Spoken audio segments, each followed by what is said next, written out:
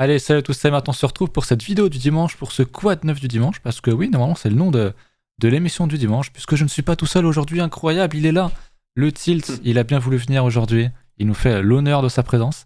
Comment tu vas, Tilt? Ah bah ça va très bien et toi? Ben, bah moi ça va, comme tu sais, j'ai Malgré pas le trop market. perdu. Ouais, malgré le market, on garde la pêche.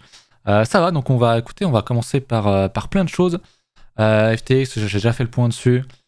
Donc bon, écoutez, encore une fois, bon courage à ceux qui sont deep. Restez focus sur le marché, restez là longtemps. Il faut persévérer. Moi, vous savez, je l'ai déjà dit dans une vidéo. Je me suis fait rect en 2018 et je suis bien content aujourd'hui d'avoir persévéré, etc. Donc, faut penser en termes d'années. Pensez à DCA petit à petit. J'ai sorti une vidéo d'hier d'ailleurs, elle a pas fait beaucoup de vues sur le bot DCA de Bybit. Allez la voir si ça vous intéresse. Il y a des liens en description. Puis, comme vous savez, il y a 15% de réduction sur les frais les frais que je gagne, je vous le rappelle, mais je le mettrai dans une cagnotte à 25% des gains. Je ferai un giga giveaway dans quelques années, a priori, une fois que le dessert aura bien payé. Voilà pour ça. Du coup, on va entamer par Bitcoin. Je te laisse l'honneur, Tilt. Je t'en prie. Ça marche. Ça marche. Eh ben écoute, la semaine, cette semaine est absolument dévastatrice, on va dire pour le moment sur les cryptos. Alors on avait quoi? Je reviens un tout petit peu sur ce qui avait été fait. J'étais passé à l'achat, c'était aux alentours du début fin septembre, on va dire. J'étais repassé à l'achat parce que bah voilà, on était sur des niveaux techniques intéressants sur les marchés américains. On avait le SP qui était sur des niveaux De gros retraces, ouais. importants. Ouais, de gros retracements importants à base de MA 200 périodes que là on voit pas réellement sur ce graphique, mais qui sont présents en tout cas sur les index. Voilà, on était sur un très gros niveau d'ailleurs qui a été défendu, donc les achats de SP ça se passe relativement bien. On retourne enfin dans du Vegas potentiellement correctif. Mais en tout cas, voilà, pour le moment, ça se passe plutôt bien, on va dire, sur les US. On a quand même ici là l'inflation qui ralentit. Bon, certes, on a quand même une inflation qui est quand même super importante cette année, mais on est sur une inflation quand même qui ralentit, donc c'est plutôt une bonne nouvelle. On a aussi l'index des prix à la consommation qui a été aussi en ralentissement, donc c'est plutôt bien. Ça veut dire peut-être que les ménages commencent à avoir un peu moins de pouvoir d'achat, parce que l'idée de Powell, c'est ça, c'est réussir à ralentir l'économie. Il veut une récession, il veut que l'économie se ralentisse avant pour pouvoir, à terme, réduire, on va dire, l'ampleur de la montée des taux, et qu'on ait quelque chose de moins violent. Ce qui est quand même embêtant à moyen terme pour les entreprises, c'est qu'effectivement, avoir comme ça une montée des taux sur une période longue, comme le dit Powell, il a continué à le dire, voilà, on sera encore les taux en 2023. Bah, le problème, c'est que pour une entreprise, ça lui donne peu de visibilité. Une entreprise préfère qu'on monte les taux drastiquement en 2 fois, par exemple, qu'une montée des taux progressive comme ça sur 5, 6, 7 fois. Parce que forcément, sinon, il y a moins de visibilité sur l'avenir. Donc forcément, voilà, on est quand même dans un contexte qui n'est pas vraiment favorable. De toute façon, on reste encore sur les marchés baissiers. À part le Dow Jones, donc l'industrie qui reste, elle, par contre, assez solide. Il faudrait juste qu'on repasse au-dessus du pivot annuel et finalement, derrière, on pourrait déjà sortir du bear market sur l'index du Dow Jones. Mais du coup, voilà. Donc on est dans un contexte où on a des marchés américains qui se redressent, un Nasdaq qui fait la plus grosse session depuis je sais plus combien de temps, jeudi ou vendredi, je sais plus. Et on a dans le même temps une marché crypto qui s'effondre. Voilà, à cause des révélations, à cause de la liquidation de FTX, du groupe FTX surtout, qui est quand même un gros groupe.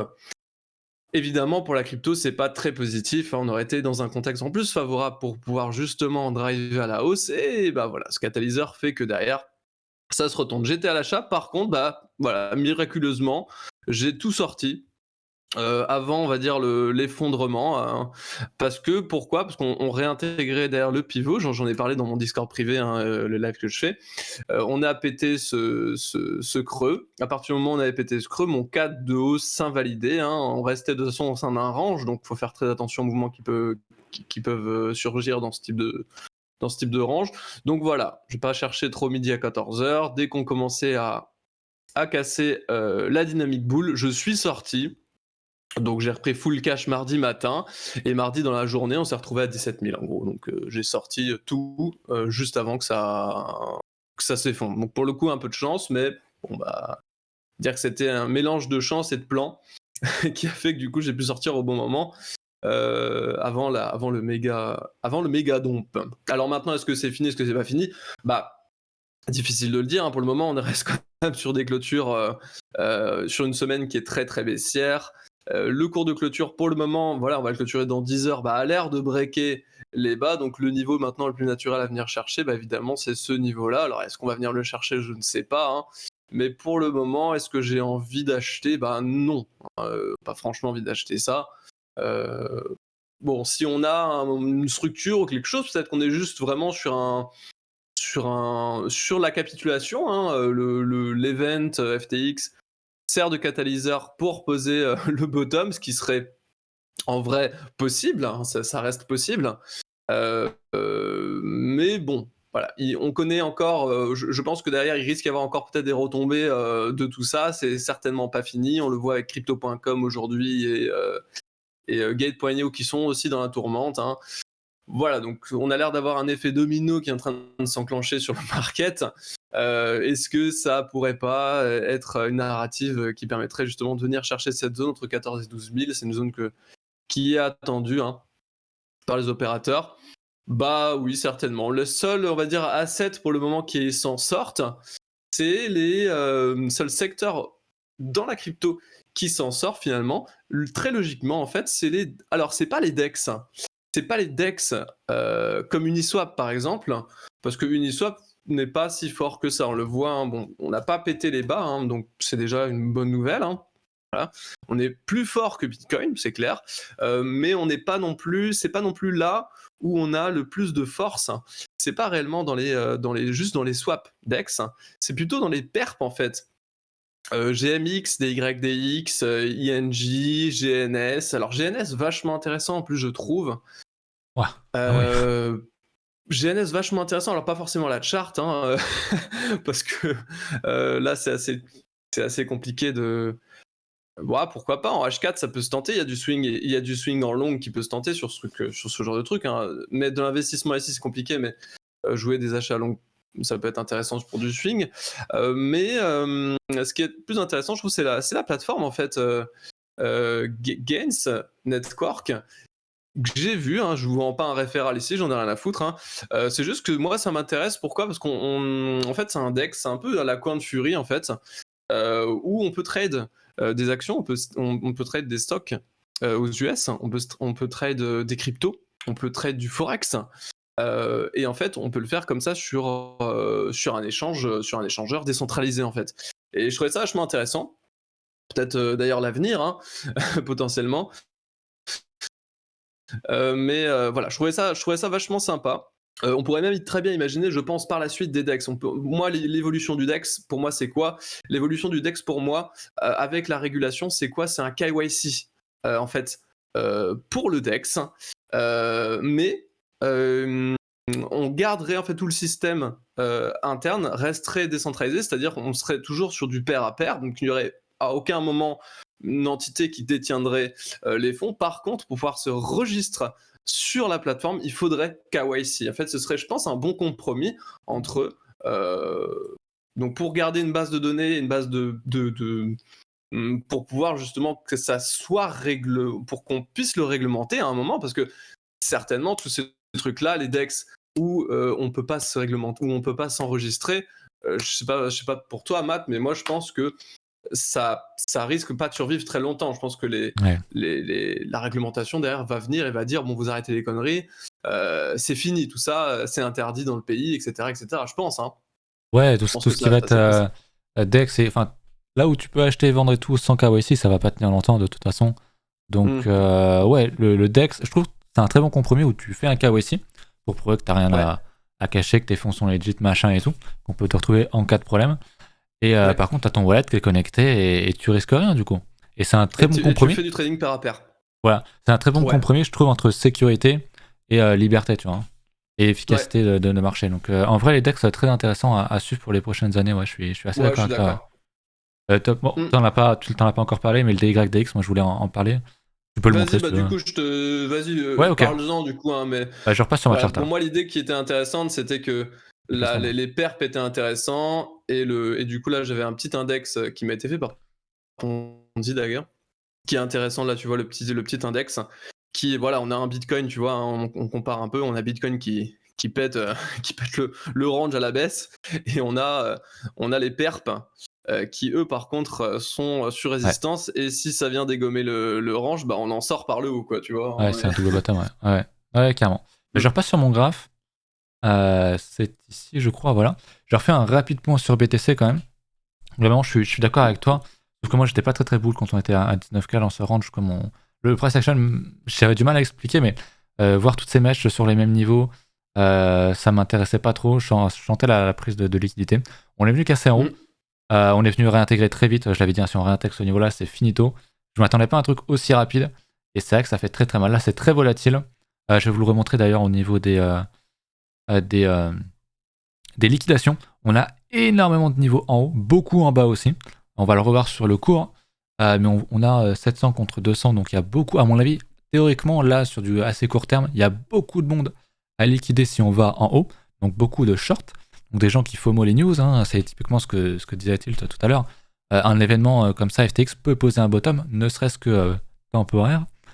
On va revenir du coup sur la charte, que je me perde pas. C'est donc sur du, par exemple, sur du H1.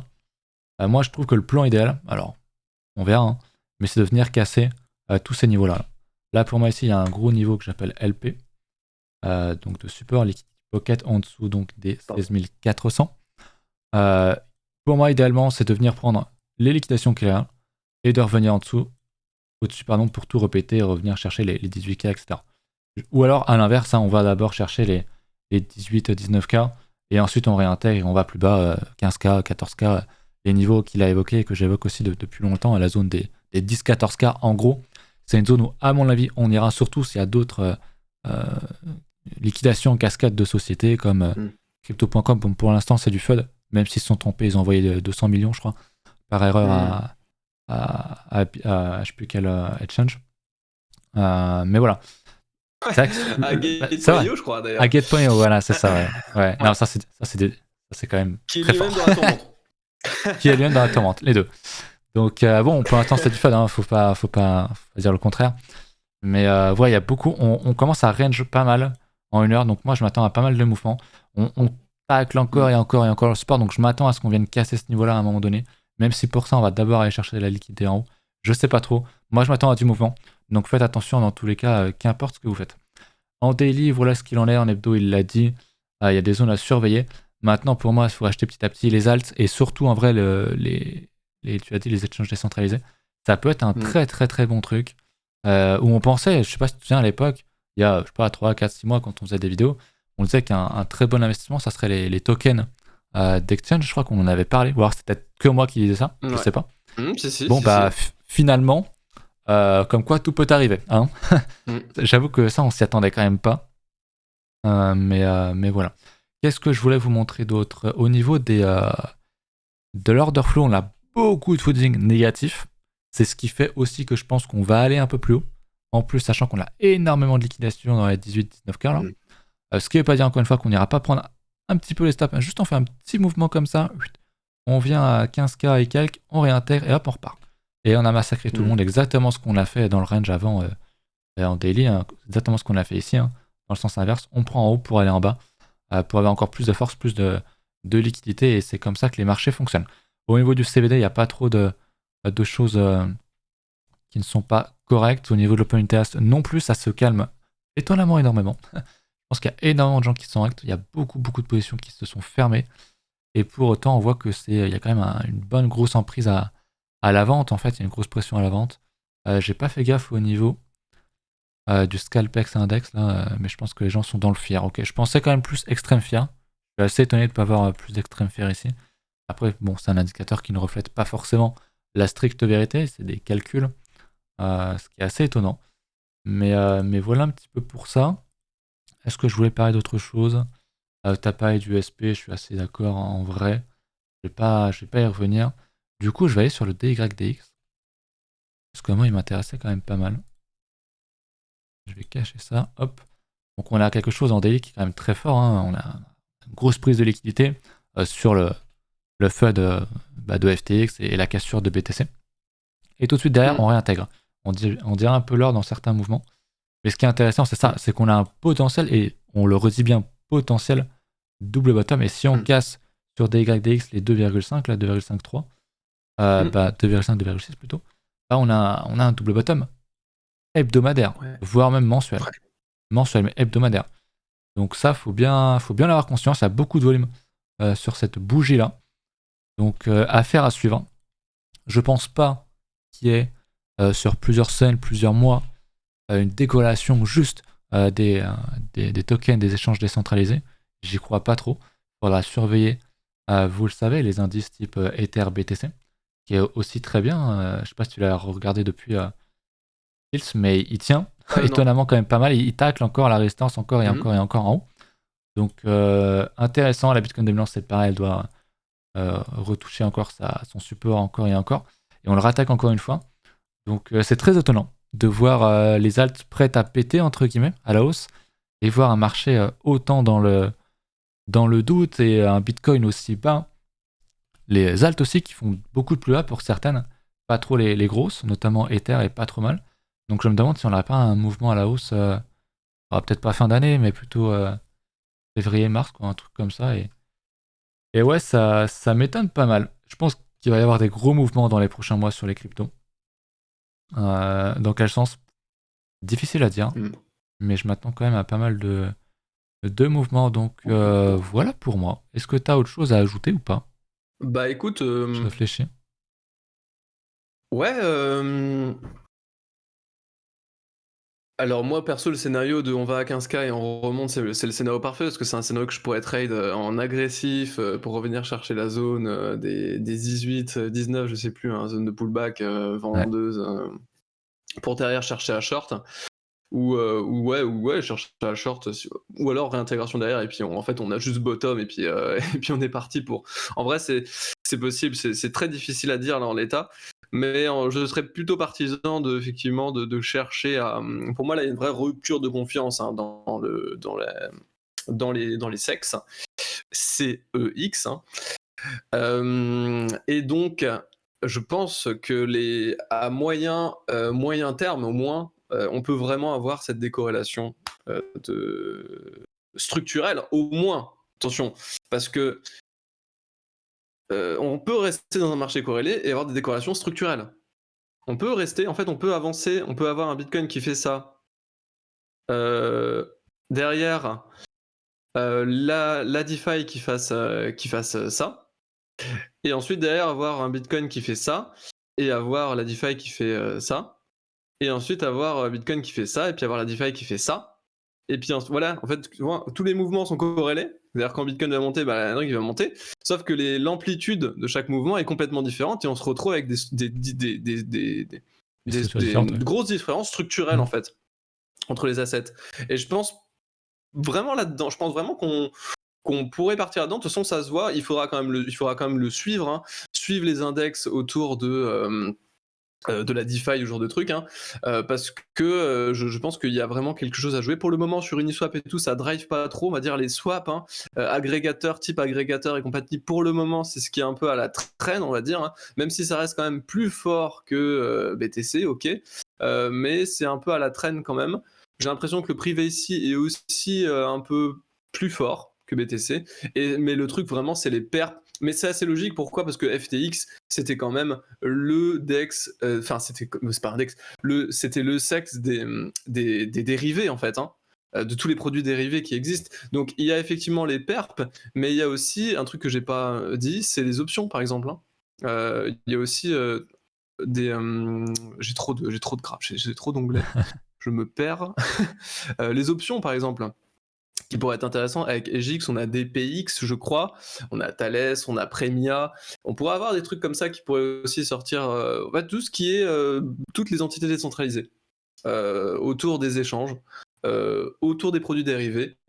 Voilà, pour moi, c'est vraiment quelque chose qui peut vraiment très très bien fonctionner durant les prochaines semaines, à potentiellement prochains mois. On ne peut pas prévoir l'avenir, on ne peut pas savoir si effectivement. Mais voilà, il y a des structures, on voit qu'on a des différences de structure et pour moi, c'est intéressant de le jouer parce que justement, il y a toute une narrative derrière de défiance des entités centralisées qui pourraient jouer en la faveur de toutes les entités centralisées comme DYDX, GMX, INJ, GNS, etc. Je suis assez d'accord. Donc pour moi, tous les rachats et tous les... les dips qui pourraient être achetés, si vous êtes capable de passer à l'achat sur Bitcoin, bah, je pense que c'est vachement intéressant de mettre un billet sur les perps, sur les options, sur les DEX, etc. Quoi. Voilà. Carrément. On n'a pas trop parlé d'Ether en dollars, je vais juste refaire un petit point parce qu'en fait beaucoup d'alts ont cette tête-là. On est venu chercher du coup ma LP, le truc que je sentais pas bien, c'était comme sur BTC. On l'a buté d'ailleurs pile sur le Vegas. On l'a pris tout ça, toute la liquidité, on a réintégré derrière. Et je me demande si on n'aurait pas un bon achat aussi sur Ether. Ce qui est très compliqué à l'heure actuelle, vu le contexte de marché.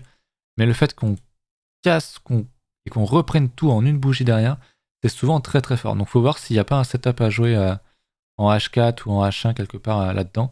On a un peu la même tête que BTC, donc j'avoue c'est quand même un peu compliqué. Ouais, mais j'avoue c'est un peu chiant.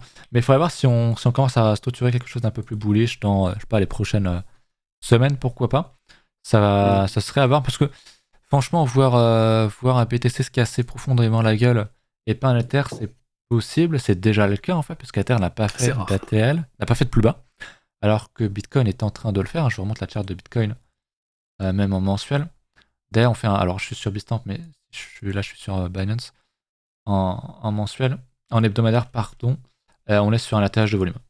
ATH de volume, c'est souvent pendant les bottoms, je vous remontre ici quand le historique actuel n'existait pas. Là, c'était un bottom. Là, c'était un bottom également au retest crise Covid. Donc, soit souvent un top, soit un bottom. Et là, on est vraiment sur des records de volume qui sont monstrueux. Par rapport à mai 2021, on a vraiment beaucoup plus de niveau. Donc, je dis pas que le bottom est ici. Mais à mon avis, on en est franchement pas si loin. Malgré le FUD, je pense qu'on peut très clairement faire une grosse bougie encore plus violente mensuelle, ou voilà, une ou deux bougies, pour venir chercher les 10K, les 12K, les 14K, je sais pas trop quel niveau on va venir chercher, si on va le chercher. Par contre, moi je pourrais repasser extrêmement bullish si on réintègre déjà en daily. Donc même en hebdo, je repasse sur le daily. Si on repasse en daily au-dessus des... Je vous remontre, je vais mettre ça plutôt comme ça. Si on prend le high à 21,4 là, 21 400, ça veut sans doute dire quelque chose, honnêtement. On a pris tellement de liquidités, on aura rect tellement de gens, que si on recasse ce niveau-là, il y aura sans doute des gros achats à faire dans la zone. Et en fait, peut-être qu'on pourrait même inverser le truc, parce qu'on a pris vraiment, vraiment beaucoup de stops qui sont là, et c'est normal. On l'a vu sur ce graphique, il y a énormément de liquidités au-dessus. Il y en a aussi beaucoup en bas, mais il y en a beaucoup plus au-dessus. Donc les liquidités, je le redis, c'est encore une fois théorique. C'est en fonction des ordres market qui passent. Et il y a énormément de sell market qui ont été effectués et qui du coup posent théoriquement des niveaux au-dessus. Donc affaire vraiment à suivre. Mais ouais, c'est de toute façon, pour moi le plus simple, pourquoi pas essayer d'intra-swing les DYDX et compagnie. Faire du DSA sur BTC et Ether et même les autres alts, pour moi ça commence à être vraiment, vraiment, vraiment très très intéressant. On commençait à le dire, c'était en juin, que le DCA commençait à être intéressant. Là, il est encore davantage pour moi. Même si on peut encore, sur BTC, je pense qu'on peut encore prendre un moins 30%. En fait, aller chercher les 11K, hein. C'est moins 30%. C'est quelque chose qui est tout à fait possible. Sur Ether aussi. Mais je le redis pour ceux qui sont désespérés, et je pense qu'il y en a quand même quelques-uns, avec ce qui s'est passé sur FTX et ce qui pourrait encore arriver sur crypto.com ou je sais plus c'était quel exchange, quel site là qui est dans le rouge aussi à cause de FTX. J'ai oublié. J'en avais parlé en plus sur la baleine, je crois. Mais j'ai oublié. Mais ouais, il pourrait y avoir malheureusement quelques liquidations. Non, pas Getio. Non, un autre truc qui date d'il y a 2-3 jours. Ils ont fait un communiqué pour dire qu'ils mettaient en pause tous les withdraws. BlockFi. Voilà, BlockFi, exactement, c'est ça. Ouais. Des trucs comme ça, il y en aura peut-être. Alors, on espère qu'il y aura rien, mais s'il y en a d'autres, ça va sans doute encore plus prolonger le market dans le rouge. Ouais, ça m'étonnerait qu'il n'y ait rien. Ça Ah, m'étonnerait qu'il n'y ait rien. C'est ça, il l'a dit, il y en aura d'autres. Après, il en joue beaucoup Ouais. lui aussi, hein, on va pas se mentir, c'est un mafieux.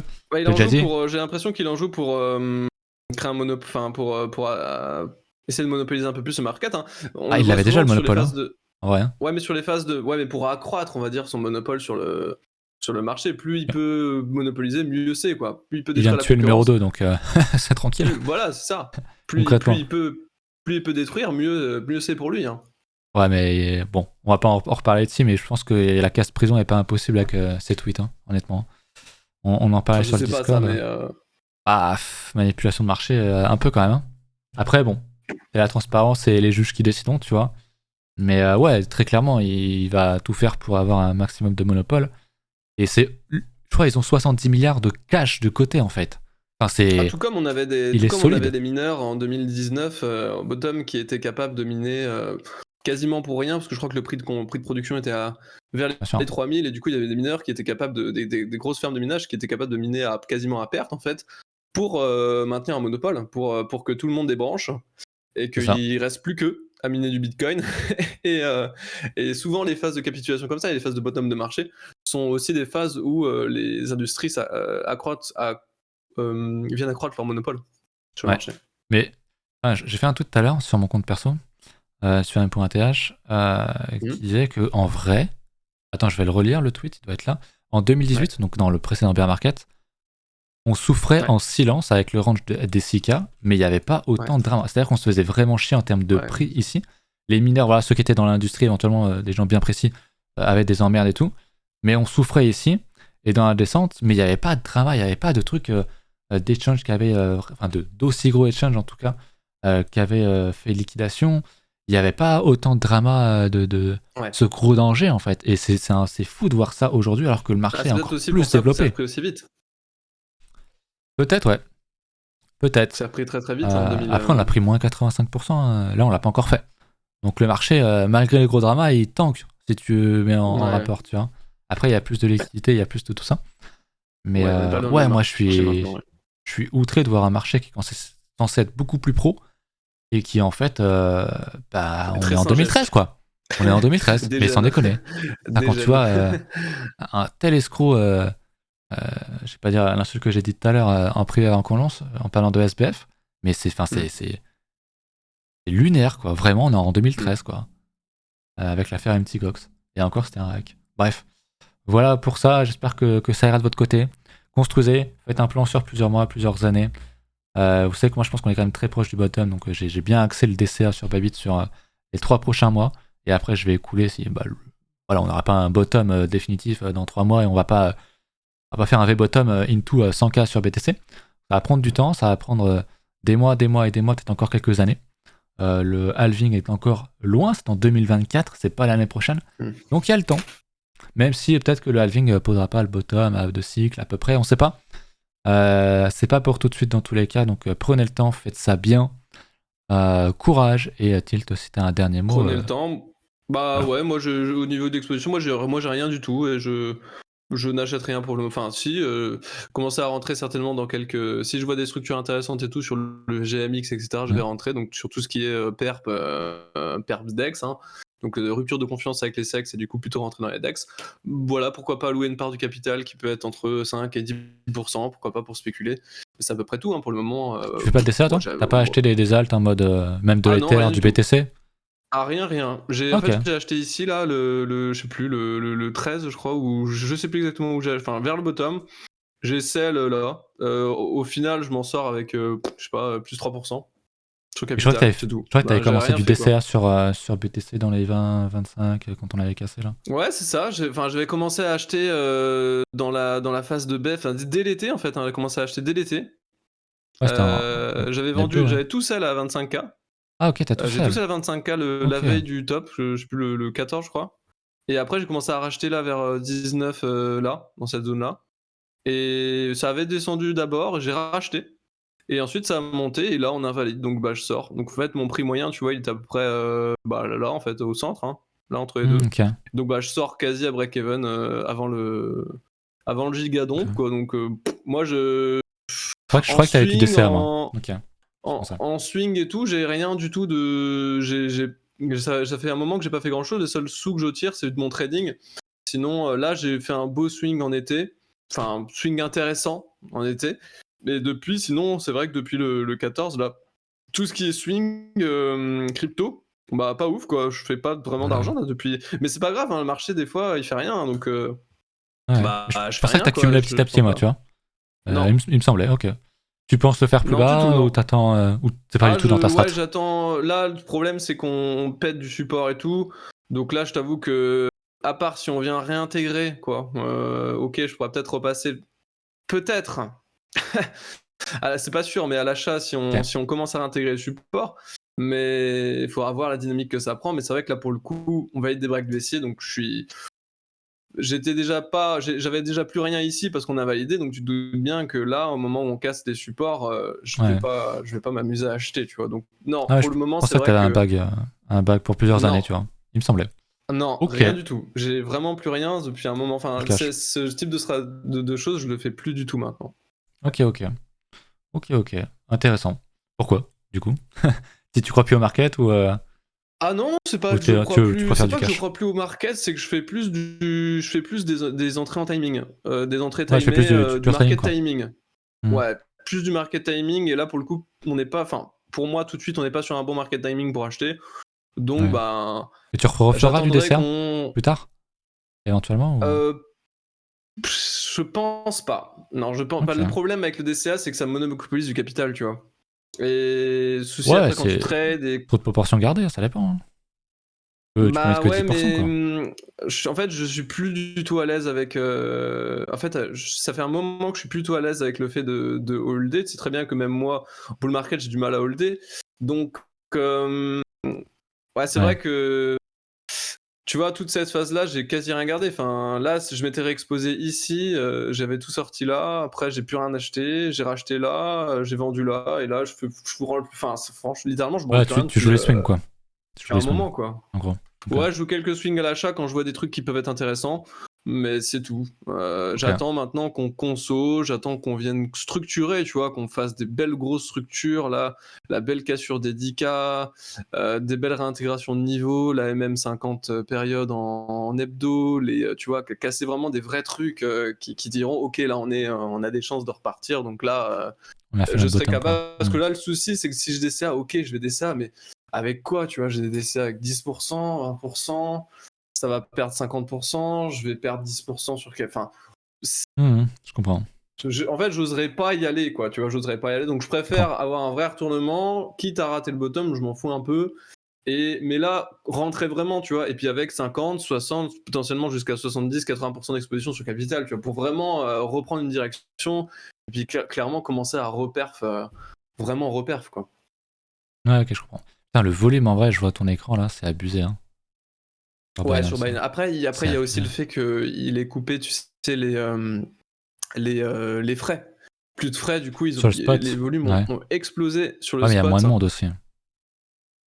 Ouais, mais du coup, il y a plus de bots, hein. Enfin, il y a plus de gens qui cherchent Ouais, à qui vont jouer des trader là-dessus, mouvements, ouais. ta, ta, ta, ta, ta. Faut avoir le Ouais. volume sur Mais les c'est vrai que perfs, du en coup, si on fait. regarde juste ça comme ça, c'est pas bon.